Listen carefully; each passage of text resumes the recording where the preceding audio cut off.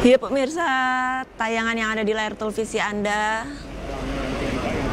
adalah kondisi terkini di mana di gerbang tol Ciawi, Jawa Barat sudah ada kehadiran Menteri Pekerjaan Umum yaitu Dodi Hanggodo yang memantau area lokasi terjadinya kecelakaan maut yang menewaskan 8 orang pada malam tadi, yang melibatkan kurang lebih 6 kendaraan dan menewaskan 8 orang.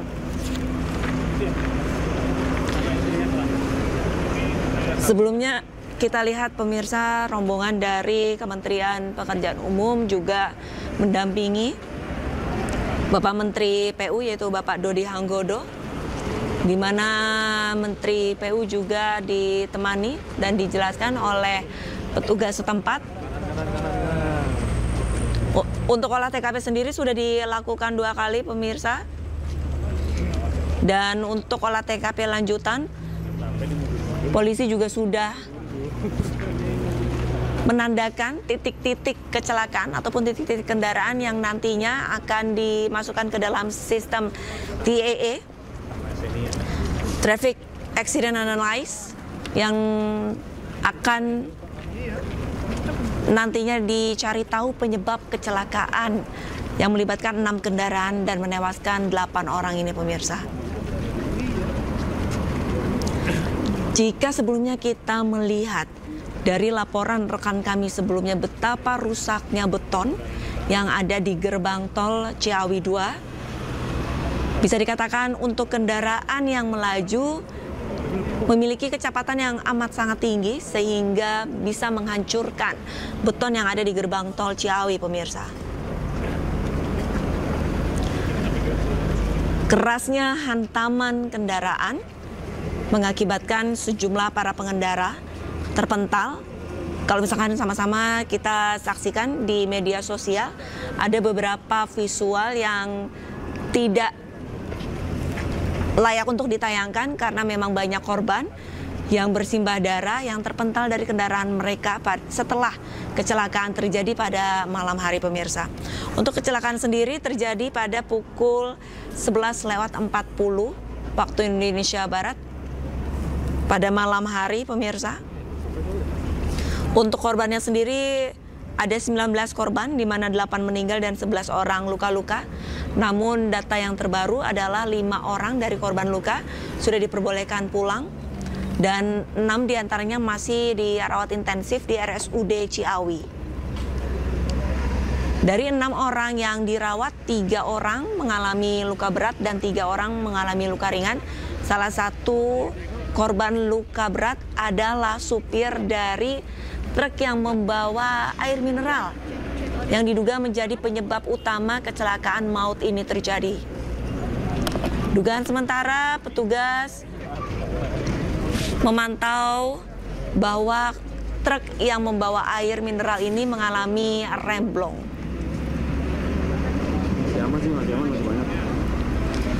Di visual sebelah kiri televisi Anda juga sempat terlihat adanya kobaran api.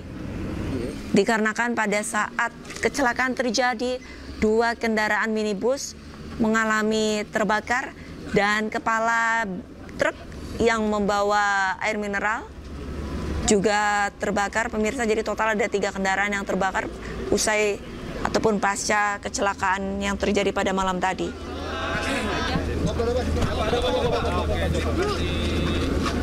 Nah, ini ya. Pertama-tama innalillahi wa inna ilaihi raji'un. Innalillahi wa inna ilaihi raji'un. Kita semua berduka cita lah atas kejadian ini. Suatu kejadian yang kebayang aja enggak gitu ya, bisa terjadi. Ya ini harusnya ada ada asuransi. Ada Jasa Harja tadi udah kesini Pak. Harusnya ada asuransi. Alhamdulillah teman-teman Jasa Marga sudah gerak cepat, sudah ngurus asuransinya. Ya, asuransi itu bukan ganti rugi ya, maksudnya sekedar apa lah gitu ya. Tapi kehilangan nyawa itu bukan sesuatu yang bisa ditolerir. tadi ngobrol sepintas dengan bapak-bapak Korlantas yang sedang mengerjakan olah TKP dan juga dengan teman-teman Jasa Marga. Salah satu penyebab utamanya adalah truk odol kan, truk odol yang gagal, yang tidak berfungsi dengan baik. Ya memang odol itu kan masalah yang dilematis berpuluh-puluh tahun gitu kan. Kita melarang nanti ada masalah di inflasi, biaya logistik naik. Tapi kalau kita kayak sekarang ya begini kan, ada nyawa hilang, ada jalan rusak. Ya sebagai info aja, saya sering dimarahi sama Direktur Jasa Marga. Karena kan biaya preservasinya misalnya dianggarkan setahun 5 kali, gara-gara odol boleh lewat jadi cuma bisa sekali, kan ada penambahan biaya gitu kan. Sama di jalan nasional pun kita mengalami hal yang sama. Tapi sekali lagi odol itu kompleks, jadi nggak cuman Kementerian Perhubungan dan Kementerian PU yang harus ngobrol, tapi juga dengan Kementerian Ekonomi yang terkait, karena terkait tadi kan ada inflasi, ada biaya logistik, gitu-gitulah. Jadi kita memang sedang duduk bersama cari titik keseimbangannya lah. Ya, odol berkurang, tapi di sisi lain biaya-biaya juga tidak perlu naik tinggi, inflasi tetap terjaga, tapi juga biaya preservasi jalan juga nggak terlalu naik tinggi. Kira-kira gitulah. Ya sekali lagi saya sebagai wakil pemerintah mengucapkan turut berduka cita. Ini juga sebenarnya salah satu bagian dari kesiapan kami untuk mensupport layanan mudik lebaran yang beberapa bulan ke depan. Jadi bermaksud lebih awal, karena kan masalah di mudik lebaran jauh lebih kompleks daripada masalah di Nataru. Satu hal yang saya sangat berharap dan kita akan jaga, tadi kan sudah dilihat tuh, Jasa Marga sudah melebarkan jalannya, sehingga harapannya pada saat Lebaran bisa dipakai minimum fungsional dulu lah, minimum. Harapannya sudah selesai, tapi kalau belum selesai bisa dipakai fungsional. Kualitas pengemudi sudah kita bahas bersama-sama dengan Kementerian Perhubungan, dan sudah beberapa hal sudah dikerjakan oleh Kementerian Perhubungan. Coba sepertinya belum cukup. Nah kalau masalah kendaraan tadi saya sampaikan, ya itu kan sudah terbuktinya odol. Karena masalahnya kompleks, sehingga ya kita perlu waktu lah untuk duduk bersama-sama dengan kementerian terkait. Ya pasti nanti kita akan laporkan secara berjenjang ke Pak Prabowo untuk mendapatkan arahan lebih lanjut. Seperti itu ya kira-kira. Pak Dodi kan ada background arsitek nih Pak. Dari gardu tol itu kan wadah itu lebih memudahkan truk untuk terjejak. Dari sisi konstruksi sendiri ada komentar. Nah nanti kalau itu mungkin kan lagi proses olah TKP ya. Saya mungkin tidak dalam kapasitas mengomentari itu ya. Mungkin nanti Bapak Polantas, KNKT akan lebih bisa memberikan judgement lebih bagus dari si teknis perjalanan tolnya gitu ya. Saya cuma melihat paling utama pada saat saya lihat kejadian semalam, saya sudah tebak ini pasti gara-gara odol nih. Tapi kan saya perlu data. Kebetulan Jasa Marga ini pasang beberapa with in motion Bu ya, with in motion di beberapa titik, dan salah satunya di sini kan kelihatan tuh. Ya memang yang lewat itu odol, bener tebakan saya. Jadi saya sebenarnya datang ke sini siang ini untuk memastikan aja memang tebakan saya benar. Kebetulan besok ketemu DPR, bisa sebagai juga, biasanya teman-teman DPR lebih kritis soal itu, soal odol, bisa memberikan jawaban lah sebelum ada pertanyaan lebih jauh masalah hari ini gitu. Jadi gitu. Konstruksi bangunan, kapasitas Bapak sebagai arsitek gimana Pak komentarnya Pak? Menurut saya sih ini kan sudah berjalan bertahun-tahun ya, harusnya sih nggak ada masalah. Harusnya ya, harusnya. Makanya tadi saya sampaikan harusnya nanti yang lebih kompeten lah, yang biar bapak-bapak yang melakukan olah TKP selesai dulu, kemudian KNKT masuk, baru mereka lah yang bisa memberikan statement secara teknis ya. Pak, tapi Pak perlu dibangun jalan darurat Pak di sini Pak, karena jalannya Nah itu biar ranah dari KNKT dan kepolisian lah yang memberikan saling kepada kami. Karena kan panjang ceritanya Pak, saya nggak bisa perintahin kamu bikin jalan darurat tanpa ada sebab tanpa ada arahan teknisnya, nggak bisa gitu. Itu sih ya. Pak, sudah ya. Bapak sempat mengatakan kalau ini akibat ojol yang namanya remnya tidak berfungsi. Bisa dipastikan kalau kejadian ini disebabkan salah satunya karena ada rem blok? Saya belum tahu. Kalau odol ya, karena kan tadi saya katakan Jasa Marga ini hebat, sudah one step ahead gitu, nggak disuruh dia pasang gitu. Tadi with in motion, sorry ya. With in motion. Jadi kita nggak pernah nyuruh tuh, nggak pernah ada juga dalam PPJT kita bersama dia harus pasang with in motion, nggak. Tapi dia punya inisiatif pasang with in motion. Jadi dia cuma dari sisi emotion saya tahu itu odol, tapi yang lain-lain saya belum tahu. Saya serahkan sepenuhnya nanti kepada Korlantas dan KNKT ya untuk memberikan jawaban yang lebih detail soal itu, Mbak. Soal jalur darurat bukannya dulu ada ya Pak di Ciawi 1 Pak? Nah itu saya nggak tahu tuh. Bukannya setiap tol itu harus ada ya Pak? Jalur darurat harusnya ada, tapi mungkin nggak di dekat sini kali ya. Pasti ada lebih ke belakang kali. Biasanya sih begitu ya. Sebelumnya pernah ada Pak, apa diganti karena pelebaran jalan atau gimana sih Pak? Nah nanti Karena gerbangnya sudah geser. Gerbangnya udah digeser jadi nggak ada jalur darurat Mas. Tapi pasti inilah Mas, menurut saya sih pergeseran sana sini itu pasti diawali dari ada studi bersama gitu ya. Makanya tadi kalau kemudian nantinya memang dirasa perlu atas kejadian ini gitu kan ini baru kejadian setelah sekian lama puluh tahun kan ya? 2017 gerbang sudah pernah dibangun Pak. Oh 2017 belum. Jadi gitu kira-kira gitulah. Saya sebagai perwakilan pemerintah di dalam kontrak perjanjian konsesi jalan tol nggak bisa memaksa langsung mantangan Jasa Marga bikin A gitu atau B itu tanpa kemudian ada alasan teknisnya gitu. Itu sih ya. Thank you ya. Thank you. Masih banyak. Untuk pengawasan sendiri terkodok ke depannya gimana Pak? Jadi Mas, itu antar lembaga, antar kementerian panjang sudah puluhan tahun kali ini dibahas. Mudah-mudahan di era Pak Prabowo. Kalau diselesaikan karena menjadi masalah banyak. Kalau masalah sudah masalah. Thank you ya.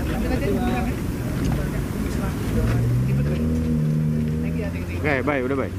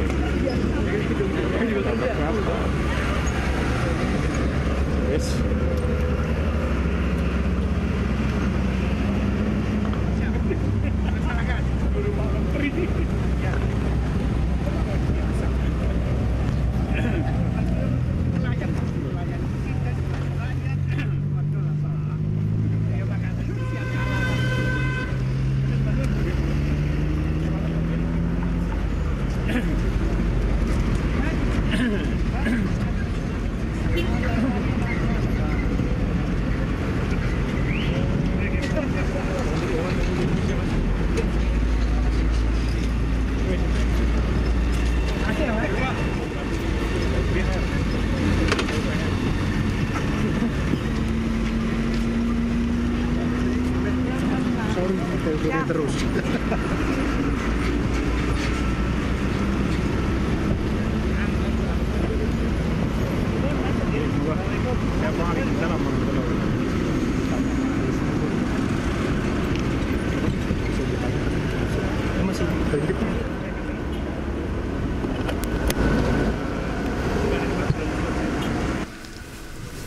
Ya pemirsa, Menteri Pekerjaan Umum Dodi Anggodo baru saja meninggalkan gerbang tol Ciawi 2 Jawa Barat setelah meninjau lokasi kejadian kecelakaan maut yang menewaskan 8 orang pada tadi malam pemirsa. Akibat kecelakaan maut ini, selain 8 orang meninggal, 11 orang mengalami luka-luka dan ke-11-nya sudah dibawa ataupun sudah dirawat di RSUD Ciawi, Jawa Barat.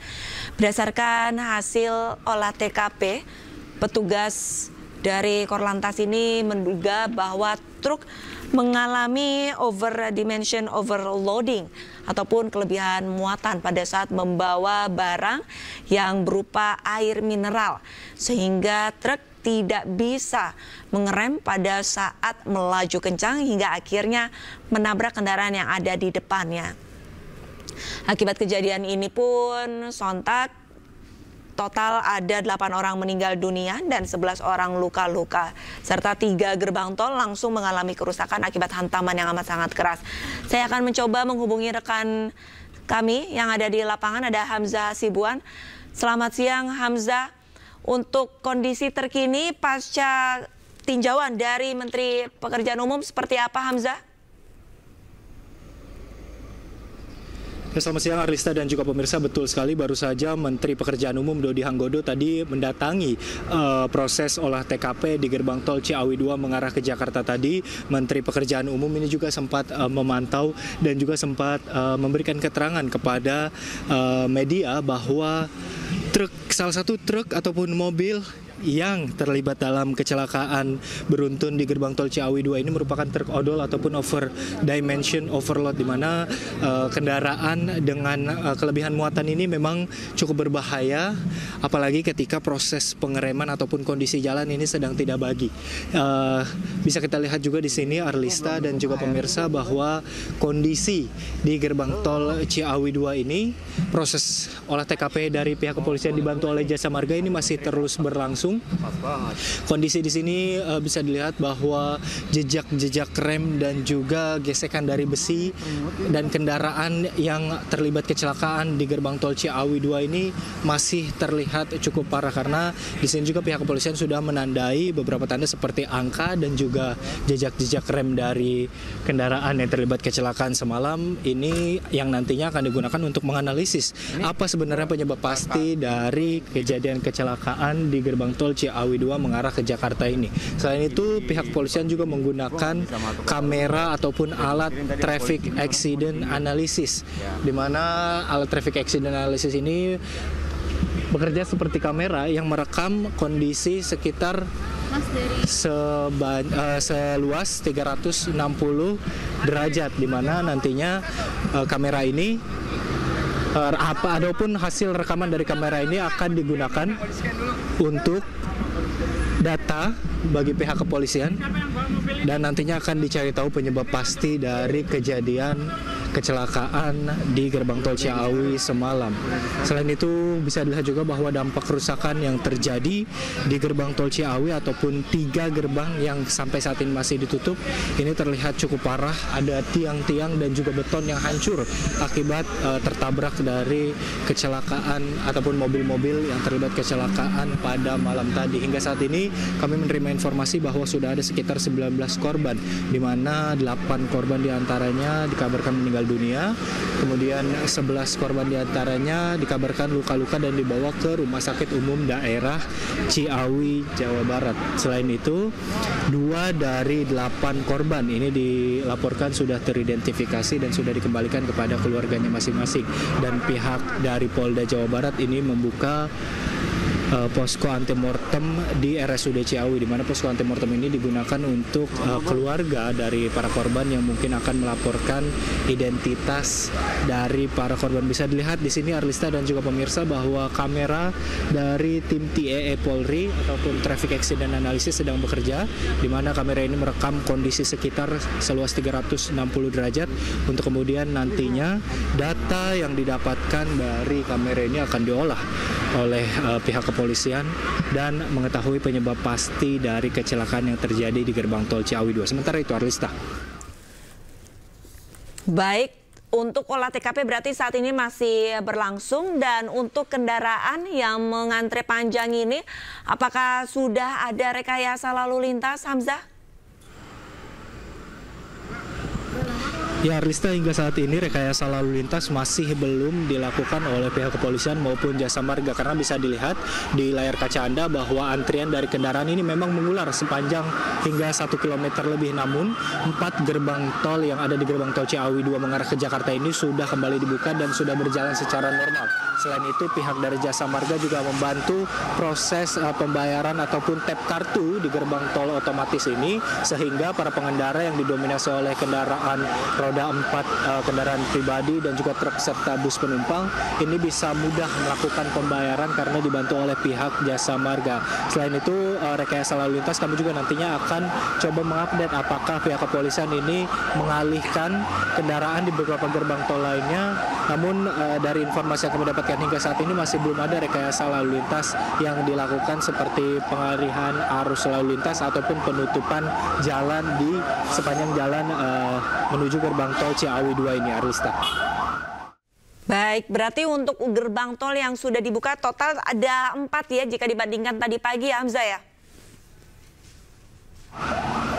Betul sekali, Arista, hingga saat ini sudah ada 4 gerbang tol yang dibuka, karena sebelumnya pada malam hari tadi seluruh gerbang tol di gerbang tol Ciawi 2 ini sempat ditutup sepenuhnya. Namun pada pagi tadi sempat dibuka 3 gerbang tol, namun mungkin kepolisian dan pihak Jasa Marga ini mempertimbangkan volume kendaraan yang terus meningkat sehingga membuka satu lagi gerbang tol yang ada di GT Ciawi 2 ini menuju ke Jakarta. Sekarang di siang ini sudah ada 4 gerbang tol yang bisa dilalui oleh para pengendara yang melewati gerbang tol Ciawi 2 menuju ke arah Jakarta, Arlista.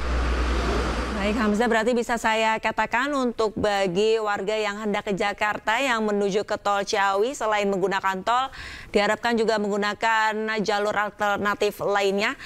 Kita balik lagi ke sistem kamera TAA, Traffic Analyze Accident. Tadi Anda sempat menyampaikan bahwa untuk kameranya masih berfungsi ataupun masih bekerja begitu. Dengan sudut 360 derajat, ini kira-kira datanya bisa diterima petugas kapan? Ya, Arlista, mungkin saat ini kita akan juga kembali mendengarkan keterangan dari pihak Jasa Marga sesaat lagi, Arlista, karena saat ini sedang bersiap-siap untuk doorstop salah satu pejabat di Jasa Marga.